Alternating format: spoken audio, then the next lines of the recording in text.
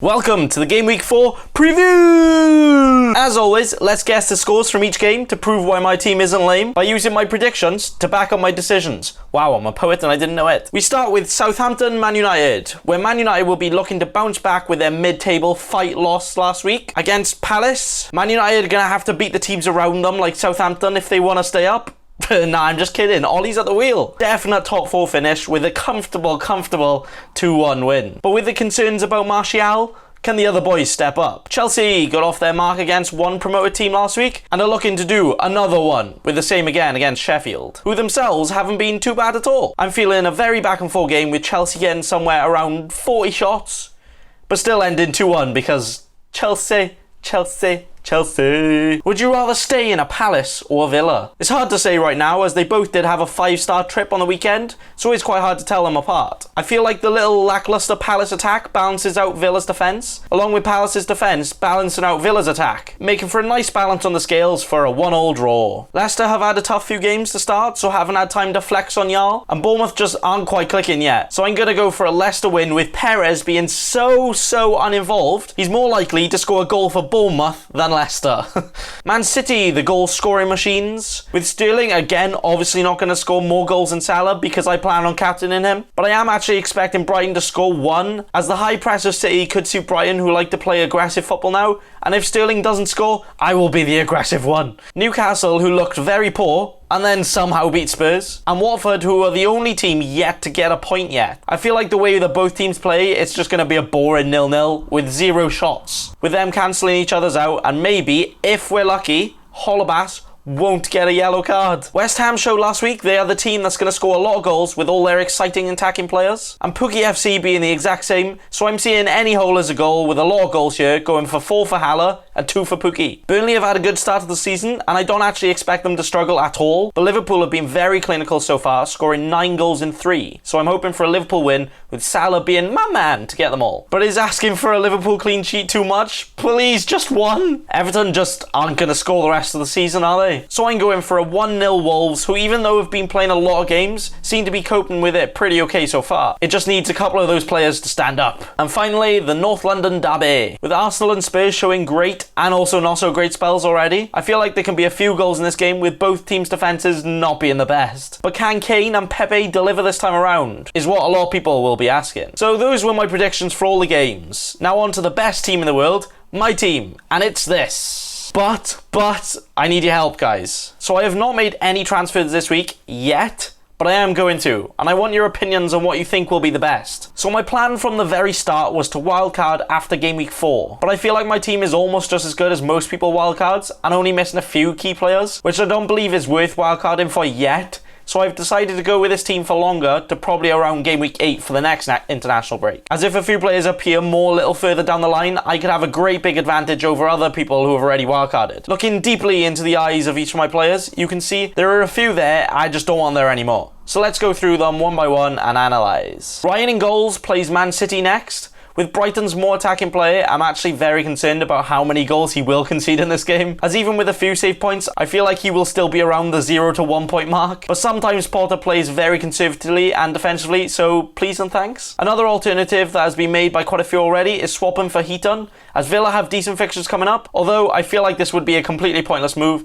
as although it's easier games for Villa, they won't be that much easier to keep a clean sheet as they play very attacking teams, such as West Ham, Arsenal and Norwich. It might have been one that I would consider if I was wildcarding, but I'm not yet. So for now, Ryan stays. Next is Trent, who is playing Burnley. He is not going anywhere. I sent him to bed and he ain't moving, as even though still no clean sheets, it's coming this week, I promise. He's had 2 assists in 3 games, which is actually more than most players his price in midfield and attack. So he's nailed in my team. Then we have Digne, who is playing Wolves, who, yes, I don't think Everton are going to win. Even though I predicted Wolves to score, there is still also the potential of clean sheet and attacking returns with the little French lad. With 2 clean sheets and 1 assist so far, making him nailed in my team for right now. And did you see his free kick in midweek? Fancy doing that like 3 times this game? My other defender, who was initially Holobas, but have been rotating with Lundstrom, is the first player I'm considering to transfer. This week I would rather play Holobas as he plays Newcastle, while Lundstrom plays Chelsea. I actually feel like this could be a great chance and probably his last chance ever in my team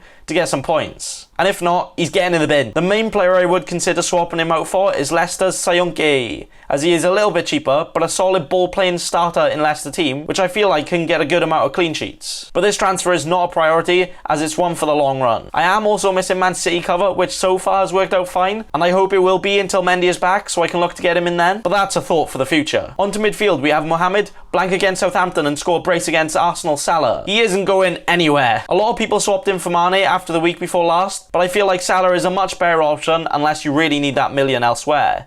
So he's not going anywhere. Salah plays Burnley, where I feel like he could get a couple of goals, but it could also be a frustrating afternoon. My next premium guy who is not going anywhere, and it's Sterling. He plays Brighton next week, where I definitely feel like he can score a couple. There is no chance I would downgrade him to anyone else right now, so he is completely nailed in this team for now, and is my captain for this week. I am the captain now. Then we move on to the 99 problems, and Sigurdsson and maybe Martial are two of them.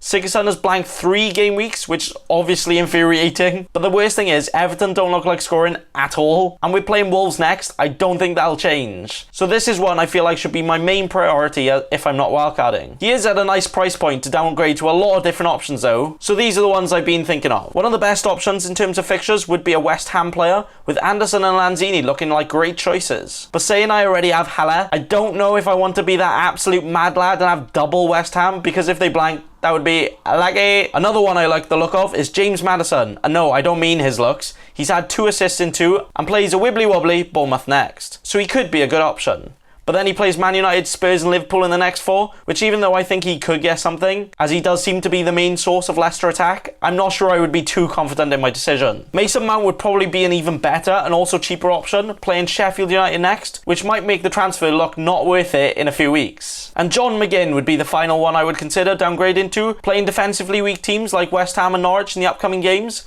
But although McGinn has been involved, he's not always going to be involved in the Villa goals, so I'm still unsure. The absolute dream Sigurdsson transfer would be to upgrade him to De Bruyne, which I would obviously need more money for, which would require another transfer and also a 4-point hit. But here is some ways I could do that. Martial would play Southampton next if he was fit, but he's not. And then his next game against Leicester isn't the best. Although I did just bring him in, I could transfer him to McGinn to allow Sigurdsson to De Bruyne, where the duo of De Bruyne and McGinn would probably very much outscore Martial and Sigurdsson, with Martial missing for 1, even after taking a hit with the other duo. But could Martial and Madison/Anderson/Mount outscore De Bruyne and McGinn after a 4-point hit? And even though I want De Bruyne, I'm not too confident in McGinn when Mount and Martial are out there. I could even drop Sigurdsson, Martial and Holebas for De Bruyne, Mount and Sayonke, which I would be very happy with, but personally I don't want to take an 8-point hit this early on. I would much rather be patient and do them one at a time. If I did do De Bruyne and McGinn too, I could later upgrade King to Barnes for his good fixtures the week later after Liverpool, as long as their prices don't change too much. If I did really want to get De Bruyne and keep Martial, I have one other alternative, and that's to drop Joshua King down to a bare minimum player. Possibly Greenwood with Martial out. This would mean I would have to play Holebas and Lundstrom for at least 1 game, and probably Dendoncker because Martial's not back, which doesn't sound great, but I do still have the amazing cover of Sterling, Salah, De Bruyne, Haller and Pukki to rack up the points. Then maybe the week after drop Holebas to a defender with decent returns like Sayonke, which I would very much like. So then the week after I have a solid 4-4-2, which isn't too far off people's wildcards, and I still have the opportunity of dropping Martial down if one of the other players like Mount and McGinn are doing much better. Pukki plays West Ham next, which could be a great opportunity for goals again. I would expect the goals from Pukki to eventually slow down, but for right now his breaks ain't working, and I'm hoping for top gear again against West Ham, where I feel like West Ham themselves can do a lot too, where I have Haller, who impressed last week. I really wouldn't be surprised if the two can get a combined of like 5 returns just from this 1 game, and with great fixtures after 2, Pukki and Haller are to stay. So again, let's go through the main transfers I'm considering, and then if you could please vote on the video at the end or what one you think is better. So just to use a free transfer, I would do Sigurdsson to Anderson/Lanzini, but remember I have Haller, Sigurdsson to Madison,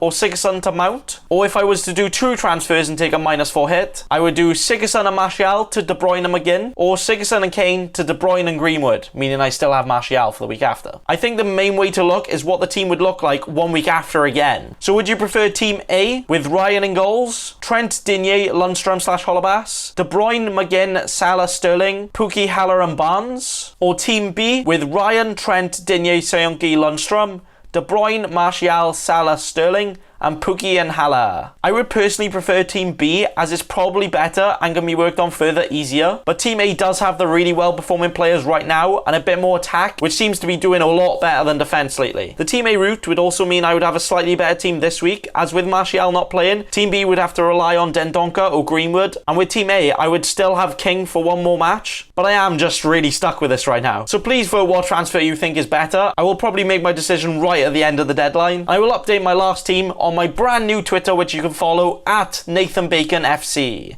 So thanks for watching, and remember, don't be a cheeky scrub. Subscribe to Nathan Bacon right now.